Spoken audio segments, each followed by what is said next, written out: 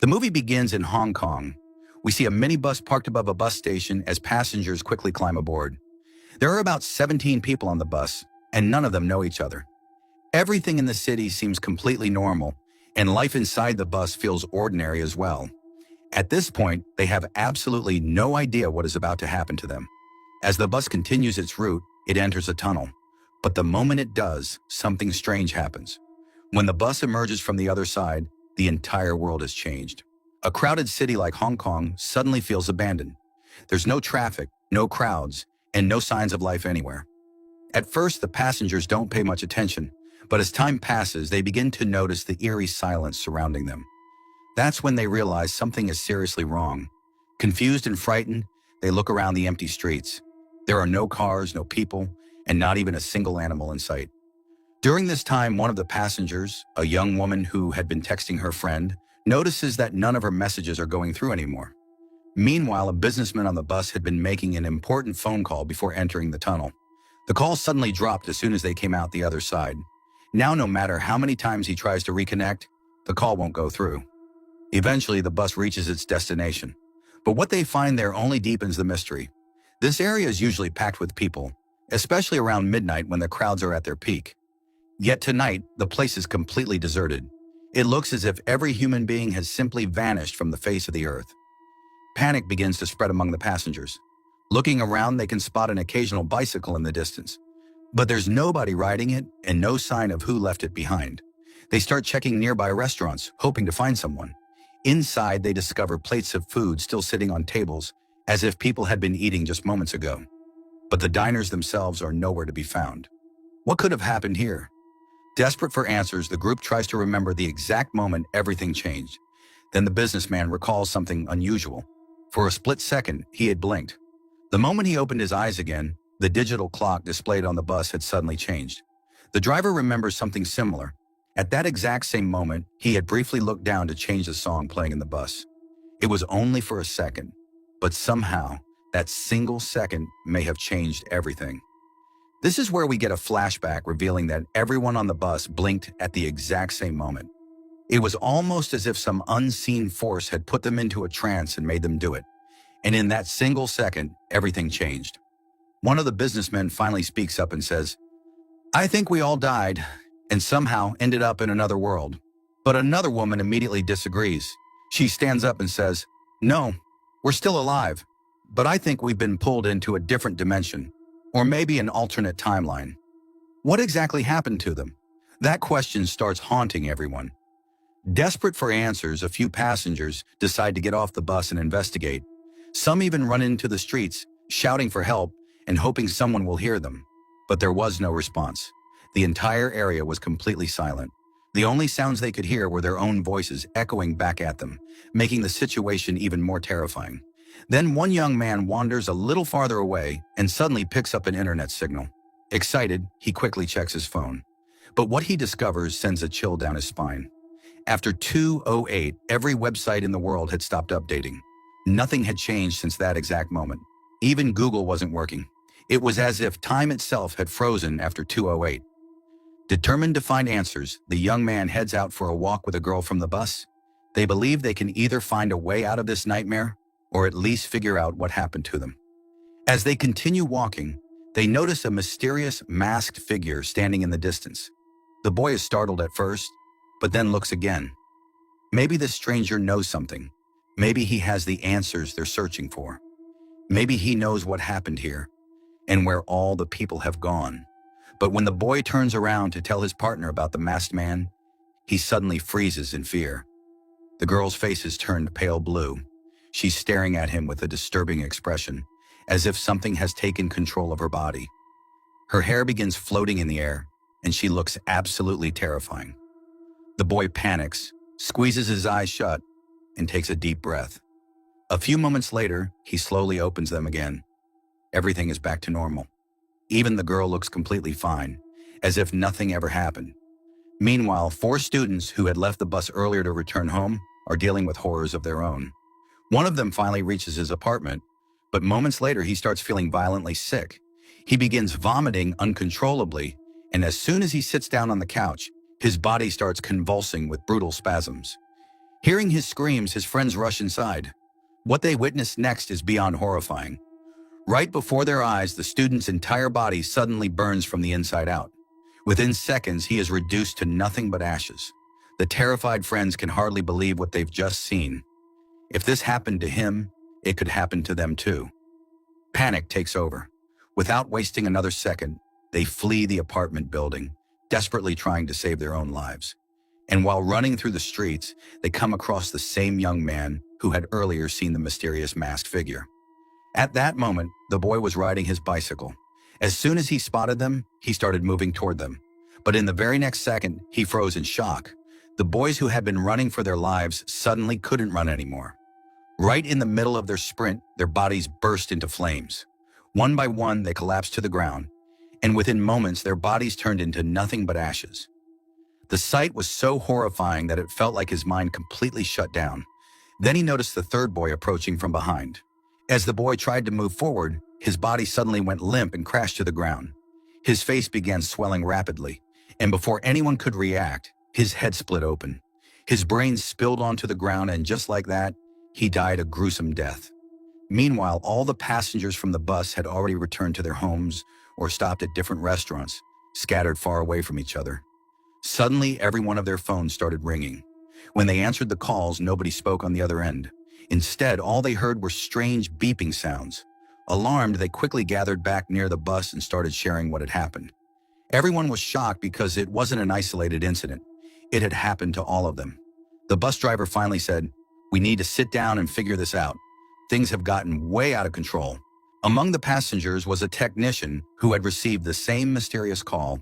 He realized that the beeping sounds weren't random at all. They were Morse code. He carefully wrote down every sequence of beeps and began decoding the message. What he discovered sent chills through everyone. The message wasn't a cry for help. It was a warning, a terrifying warning. According to the decoded transmission, Earth was no longer fit for human life. Nothing would survive. It was as if the end of the world had already begun. Some people immediately believed that aliens from another world had cursed humanity.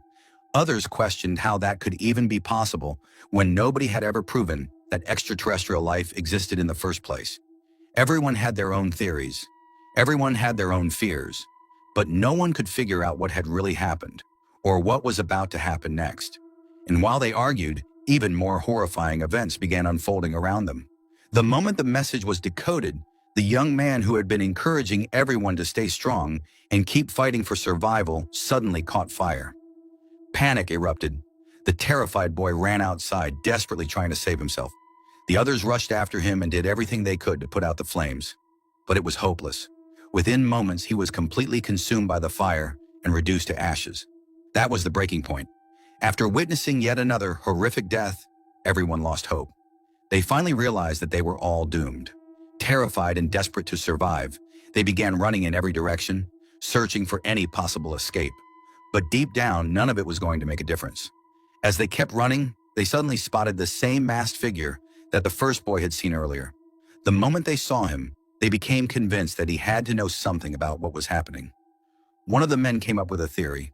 Maybe there had been some kind of chemical disaster, he said.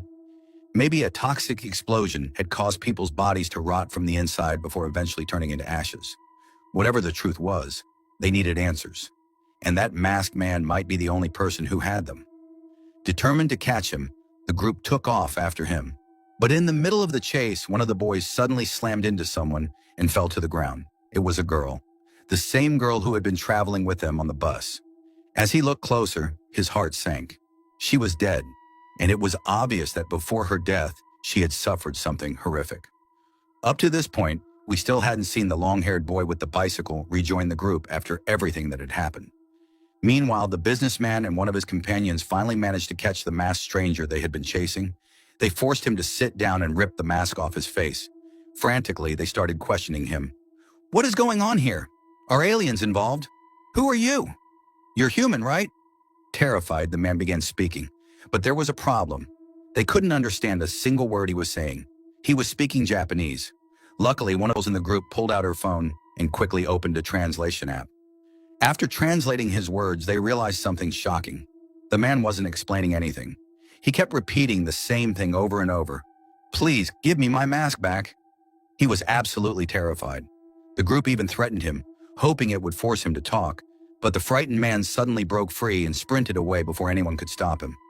The scene then shifts back to the boy who had separated from the others earlier. The long-haired cyclist who had watched 3 people die right in front of him was completely traumatized. The horrifying deaths had shaken him to his core. Unable to handle what he had witnessed, he had taken shelter inside a nearby apartment building.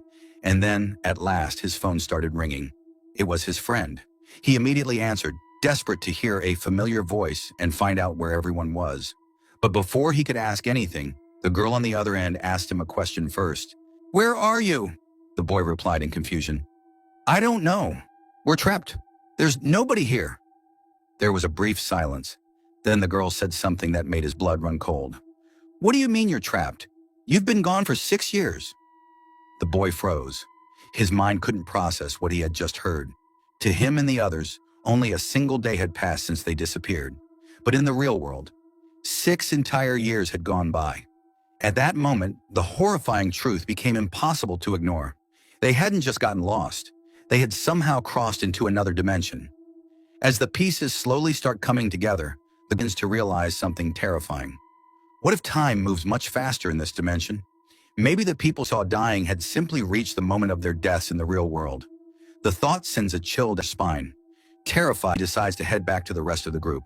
But the moment he returns, another horrifying scene unfolds right in front of everyone. One of the boys suddenly starts crumbling into ashes before their eyes. He screams in agony as his body breaks apart.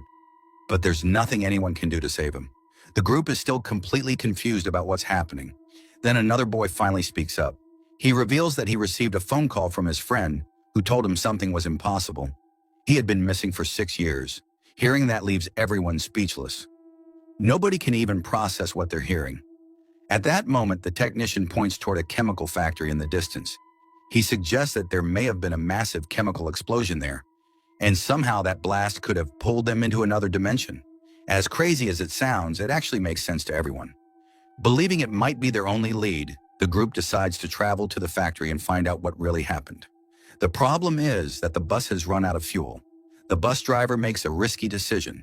He volunteers to go to a nearby gas station by himself and bring back enough fuel to get the bus moving again. Knowing he could be risking his life, he heads out anyway. After refueling the bus, the driver starts making his way back when he suddenly notices someone inside the vehicle. The man had actually been there the entire time. He was a drug addict who had passed out from an overdose and only just regained consciousness. Completely unaware of everything that's happened, he assumes the driver is kidnapping him or taking him somewhere against his will. Without warning, the man attacks. The bus driver is forced to fight back to survive.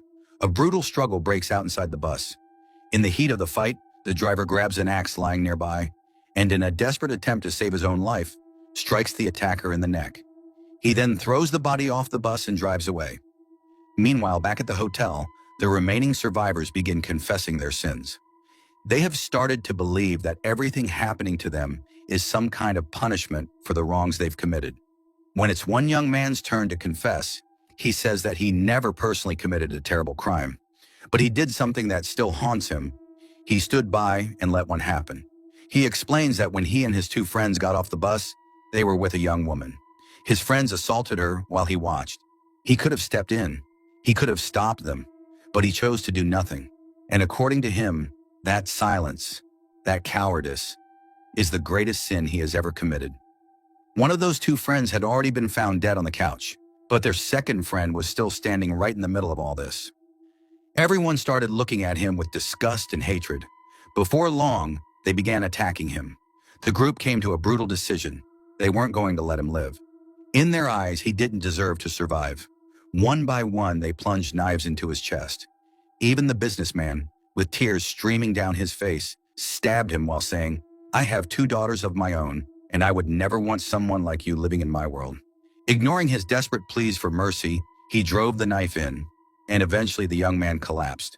To get rid of the body, they wrapped him in plastic and tried to store him inside a freezer. But suddenly, the boy's eyes snapped open. Blood was pouring from his eyes. He looked furious. Breaking free from the plastic, he grabbed a massive weapon and charged at the group. In simple terms, he wasn't dead at all. Just as he was about to kill the developer shouted, Don't kill us. Go kill your friend, the one who exposed your secret and got you into this mess. The boy turned toward his friend, ready to attack. But the moment he looked away, the developer grabbed a heavy metal rod and smashed it into the back of his head, knocking him unconscious. After that, the survivors headed to a nearby general store and gathered everything they thought they might need. They also found protective suits that could shield them from the strange air and chemicals surrounding the area. With their supplies ready, they set out for the chemical factory, the very place they suspected had caused the explosion that brought them into this nightmare. When they arrived, they spotted dozens of people wearing masks just like theirs.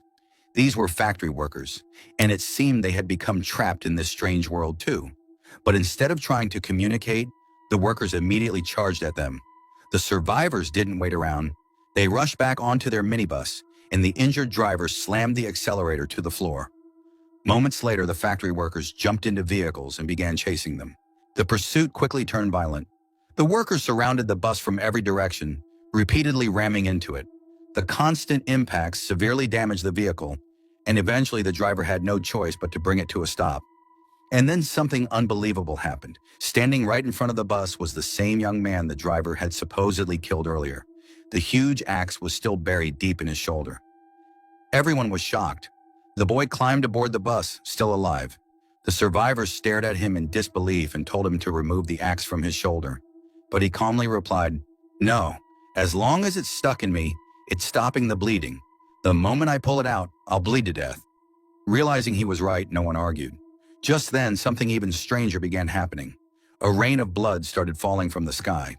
At first, everyone thought it was actual blood, but when they touched it, they quickly realized the horrifying truth. It wasn't blood at all. It was acid, a corrosive liquid capable of melting human flesh. Desperate to survive, they needed to find shelter immediately.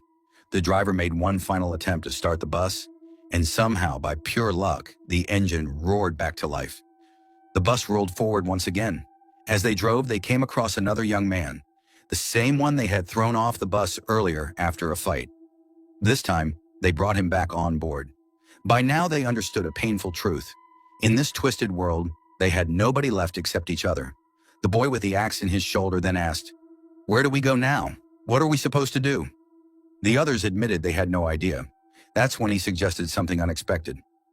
"We should go back to the tunnel, the same tunnel where everything changed." Everyone agreed. It was the only lead they had left. The driver turned the bus toward the tunnel. As they got closer, each person began reflecting on the happiest moments of their lives. They remembered the people they loved. They remembered the lives they had lost. And that's where the movie leaves us, with a haunting and mysterious ending. It raises countless questions. What really happened to these people? Had they truly crossed into another dimension? Were they trapped in an entirely different world? And most importantly, did they ever find a way back home? The film never gives a clear answer. Instead, it ends by showing the survivors lost in their memories, leaving us with one final unsettling mystery that lingers long after the credits roll. With this, the story ends here.